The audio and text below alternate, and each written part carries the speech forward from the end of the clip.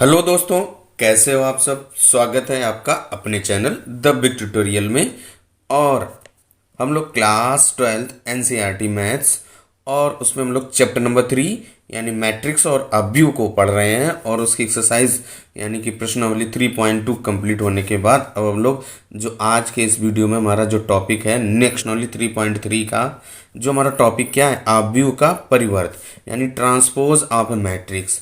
और हम लोग क्या करने वाले हैं आज इसके टॉपिक में, जो ट्रांसपोज ऑफ मैट्रिक्स पढ़ेंगे। फिर इसके बाद कुछ विशेष प्रकार के अब मैट्रिक्स यानी अवयव होते हैं जिसमें सममिति और विषम सममित यानी कि symmetric and skew symmetric matrix को पढ़ने वाले हैं। तो चलिए शुरू करते हैं आज का वीडियो। अगर आपको हमारा ये वीडियो पसंद आता है तो चैनल को सब्सक्राइब, लाइक और शेयर करना मत भूलिएगा। साथ में बेल आइकन भी दबा दें जिससे कि आपको आने वाले वीडियो का नोटिफिकेशन आसानी से प्राप्त हो सके।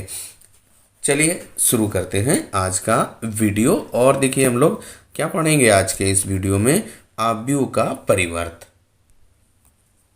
अवयव का परिवर्त क्या होता है, देखिए क्या है। इसकी जो सिंपल सी एक छोटी सी परिभाषा है, क्या है। यदि ए इक्वल टू, यदि ये मान लो आपका ए इज इक्वल टू कोई एक ये ए आई जे यानी कि एम इंटू एन कोटि का एक कोई हमारा अवयव दिया गया है, तो इसका जो ट्रांसपोज यानी कि अवयव का परिवर्त जो ए डैश या फिर ए अब टी, इस तरीके से आप उसका जो परिवर्त रूप होता है वो इस अवयव से ऐसे आप दिखाते हैं, प्रदर्शित करते हैं। तो इसका जो मान होगा वो क्या होगा, ए जे आई और एन इंटू एम, इस आर्डर का यानी इस कोटि का अवयव आपके आएगा। बस केवल क्या करना है, यहाँ से देखिए इन दो बातों से यानी कि जो ये कंडीशन दी गई है इसका मतलब क्या है, अवयव का परिवर्त। सिंपल सी एक भाषा में अगर आपसे कहा जाए कि स्तंभ और पंक्तियों यानी रो और कॉलम को आपस में चेंज कर दिया जाता है, परिवर्तित कर दिया जाता है। यानी कि जो आपकी रो होगी उसको कॉलम में और जो आपका कॉलम होगा वो रो में बदल दिया जाता है। तो देखिए इसका एक हम लोग एग्जाम्पल देखते हैं और फिर आप समझिएगा। देखिए एग्जाम्पल क्या है, जैसे ए इज इक्वल टू आपका दिया गया है 2 3 4 5 1 2 6 4 7, कोई भी आपका एक अवयव दिया गया। अब अगर आपसे कहा जाए इसका ए ट्रांसपोज निकालिए, ए टी इक्वल टू, तो क्या हो जाएगा। देखिए आपका जो ये आपकी पहली पंक्ति, ये दूसरी पंक्ति और ये तीसरी पंक्ति, इन पंक्तियों को स्तंभ में बदल दीजिए। तो ये 2 3 4 है, ये पंक्ति है, स्तंभ में बदल जाएगा 2 3 4। फिर एक ये दूसरी पंक्ति, तो ये दूसरे स्तंभ में बदल जाएगी, तो 5 1 2। फिर इसके बाद ये तीसरी पंक्ति, ये तीसरे स्तंभ में बदल जाएगी, तो 6 4 7। ये आपका ए ट्रांसपोज आ गया। अब आते हैं इस परिवर्त यानी कि इस ट्रांसपोज के क्या गुणधर्म होते हैं, क्या नियम होते हैं, उनको पढ़ते हैं। अब इसके बाद देखिए क्या, अवयव के परिवर्त के गुणधर्म। तो गुणधर्म क्या होते हैं, उनके नियम यानी प्रॉपर्टीज क्या होती। तो जो पहला प्रॉपर्टी अगर आपसे कहा जाए तो क्या है, ए डैश का डैश इज इक्वल टू ए आ जाता, यानी कि आप अगर ए को परिवर्तित कीजिए फिर उसका परिवर्तन कीजिए, यानी कि आप ए ट्रांसपोज का ट्रांसपोज निकालेंगे तो आपको पुनः वही अवयव प्राप्त हो जाएगा। इसके बाद देखिए दूसरा जो आपका है, दूसरा नियम ये कहता है कि कोई आपका के ए डैश, अगर आप के ए ट्रांसपोज यानी के आपका एक स्केलर नंबर है, तो आप क्या करेंगे, जहाँ कोई एक अचर है या स्केलर है तो आपका ये क्या हो जाएगा, के ए ट्रांसपोज हो जाएगा, यानी कि ये के बाहर हो जाएगा। इसके बाद जो तीसरा नियम क्या है, अगर आपके दो अवयव आप जोड़ते हैं और उनका ट्रांसपोज निकालते हैं तो क्या हो जाएगा, A transpose plus B transpose, यानी कि आप ए प्लस बी को जोड़ करके तरफ ट्रांसपोज करें या ए का ट्रांसपोज निकाल करके बी का ट्रांसपोज निकाल करके तब प्लस करें, आएगा वही। इसके बाद जो इसका जो चौथा जो मेन इम्पॉर्टेंट आपका जो नियम है, ए बी का डैश, यानी दो आव्यूह दिए गए हैं उनका ट्रांसपोज अगर आप निकालेंगे तो कैसे क्या हो जाएगा, गुणनफल का ए बी के, यानी ए बी क्या है गुणनफल, तो गुणनफल का अगर ट्रांसपोज निकालेंगे तो क्या हो जाएगा, वो बी ट्रांसपोज और ए ट्रांसपोज। पहले बी में ए का गुणा करेंगे ट्रांसपोज में।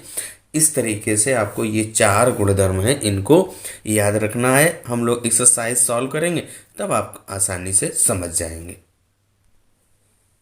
अब देखिए जो अगला हमारा क्या है टॉपिक, यानी कि इसमें क्या बात कह रहा है कि सममित तथा विषम सममित अव्यूह, यानी कि symmetric and skew symmetric matrices क्या होते हैं। देखिए जो सममित, पहला जो आपका सममित का परिभाषा क्या कहता है, ये कैसे पहचानेंगे कि वही हमारा अव्यूह सममित अव्यूह है। यदि आप आकर ए इक्वल टू दिया गया है ए आई जे एम इंटू एन, कोटि का अव्यूह है एम इंटू एन का, तो यदि सममित कब होगा, यदि ए का ट्रांसपोज निकालें और वो ए के इक्वल हो जाए, तो ये आपका क्या हो जाएगा, सममित अव्यूह होगा, यानी आई और जे के प्रत्येक मान के लिए।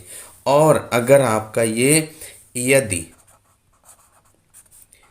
A transpose is equal to minus A हो जाए, तो ये आपका विषम सममित हो जाएगा।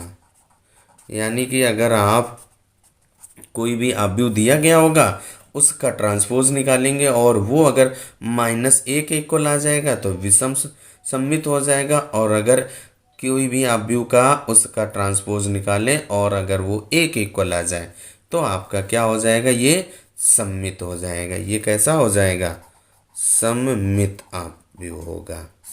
ये आपकी दो परिभाषाएं थी, सममित और विषम सममित की।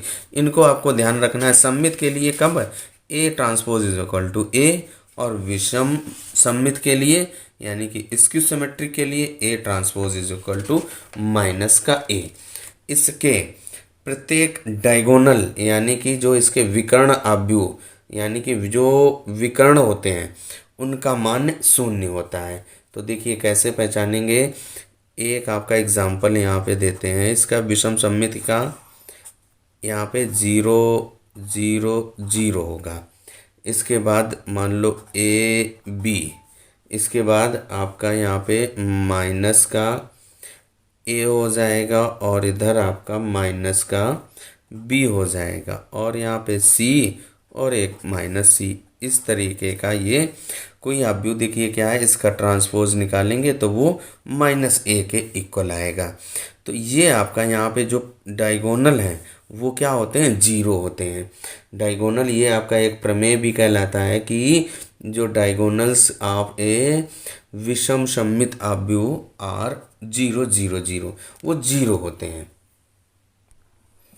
अब इसके बाद देखिए क्या कह रहा है कि यदि क्या कह रहा है कि ए कोई अगर अव्यूह आपका दिया गया है तो इसको अगर हमें क्या करना है कि एक सममिति और एक विषम सममिति अव्यूह के योगफल के रूप में व्यक्त करना हो, तो इसको अगर आप एक सममित और एक विषम सममित अव्यूह के रूप में, तो मान लो हम उसको P प्लस क्यू लिख दिया।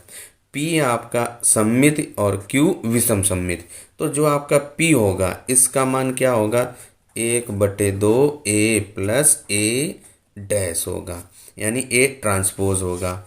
और जो आपका ये Q होगा जिसको आप विषम सममिति अव्यूह कहेंगे, तो इसका मान क्या होगा, 1/2 A माइनस A ट्रांसपोज।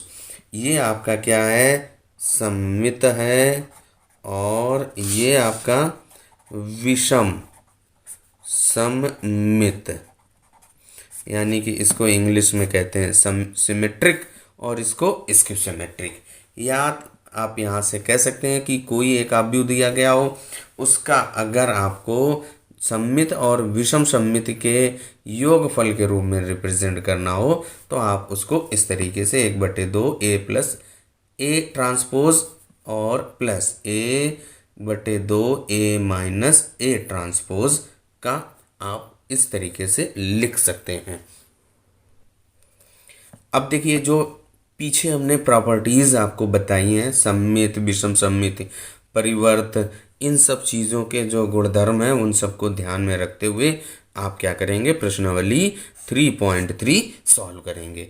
तो देखिए प्रश्नावली 3.3 का जो पहला क्वेश्चन क्या कह रहा है, निम्नलिखित अवयवों में से प्रत्येक का परिवर्त ज्ञात कीजिए। यानी कि क्या करना है, इन सभी जो पहला, दूसरा और तीसरा पार्ट दिए गए सबका हमें क्या करना है, परिवर्त ज्ञात करना है। परिवर्त कैसे ज्ञात करते हैं कि पंक्ति को स्तंभ में और स्तंभ को पंक्ति में बदल देते हैं, यानी कि पंक्ति और स्तंभों को परस्पर बदल दिया जाता है। प्रश्नावली 3.3 का जो पहले का फर्स्ट पार्ट क्या कह रहा है कि a इक्वल टू, हमने इसको दे दिया, जो अवयव दिया गया था उसको a इक्वल टू क्या दिया गया, 5, 1/2 और -1, ये a दिया गया। इसका परिवर्त ज्ञात करना है, यानी कि a transpose is equal to क्या हो जाएगा आपका, देखिए ये आपका स्तंभ है, इस स्तंभ को क्या करना है, पंक्ति में बदल दीजिए। तो क्या हो जाएगा, 5, 1/2 और -1, यही आपका आंसर हो गया। केवल क्या करना है, पंक्ति और स्तंभों को परस्पर बदलना है। अब आते हैं हम लोग सेकंड पार्ट पर। सेकंड पार्ट आपका क्या लिखा है, a इक्वल टू 1 और 2, -1 और 3, ये आपका एक अवयव 2/2 का दिया गया है। अब अगर इसका आपको a ट्रांसपोज यानी इसका परिवर्त अवयव निकालना है तो आप क्या करेंगे, ये आपकी जो एक पंक्ति ये दी गई, पहली पंक्ति को पहले स्तंभ में बदल दीजिए, तो 1 और -1, दूसरी पंक्ति को दूसरे स्तंभ में बदल दीजिए, और ये आपका a ट्रांसपोज आ गया। देखिए इस तरीके से जो सेकंड पार्ट भी हम लोगों का सॉल्व हो गया। अब आते हैं हम लोग तीसरे पार्ट पर। तीसरा जो पार्ट आपका क्या लिखा है, ये अवयव दिया गया है, उसको हमने a मान लिया थोड़ी देर के लिए। अब क्या है, इसका आपको परिवर्त रूप यानी कि a ट्रांसपोज निकालना है। तो क्या करेंगे, देखिए क्या है, ट्रांसपोज में रो को यानी रो को स्तंभ में और स्तंभ को पंक्ति में बदल दिया जाता है। तो देखिए ये आपकी पहली पंक्ति है, इसको आप क्या करेंगे, स्तंभ में बदल देंगे। -1, 5, 6 ये पहली पंक्ति है, तो आप स्तंभ बदल दीजिए, -1, 5 और 1, 6। ये दूसरी पंक्ति √3, 5 और 6, इसको आप स्तंभ में बदलेंगे, √3, 5 और 6। फिर ये तीसरी पंक्ति को तीसरे स्तंभ में बदल दीजिए, 2, 3, -1, और यही आपका आंसर हो गया। यानी कि क्वेश्चन नंबर 1 हम लोगों का कंप्लीट होता है। तो यानी कि आज के इस वीडियो में हम फिलहाल क्वेश्चन नंबर 1 ही सॉल्व करेंगे, क्योंकि इंट्रोडक्शन हम इसमें दे चुके हैं, और अगले जो नेक्स्ट क्वेश्चन है हम लोग नेक्स्ट वीडियो में सॉल्व करेंगे। अगर आपको ये हमारा वीडियो पसंद आया हो तो चैनल को सब्सक्राइब करना मत भूलिएगा, साथ में बेल आइकन भी दबा दें, जिससे कि आपको आने वाले वीडियो का नोटिफिकेशन भी आसानी से प्राप्त हो सके।